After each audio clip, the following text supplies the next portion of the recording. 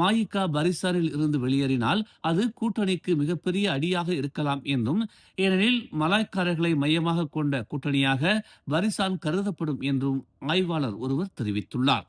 மாயிகா தேர்தல் ரீதியாக பலவீனமாக உள்ளது மற்றும் ஒரே ஒரு நாடாளுமன்ற இடத்தை மட்டுமே கொண்டுள்ளது என்றாலும், பள்ளின கூட்டணியாக மாற்றுவதற்காக பரிசானை நிறுவிய கட்சிகளில் மாயிகாவும் ஒன்று என்று மலேசியாவின் சர்வதேச இஸ்லாமிய பல்கலைக்கழக அரசியல் அறிவியல் இணை பேராசிரியர் டாக்டர் ஷியாஷா சுக்ரி தெரிவித்துள்ளார்.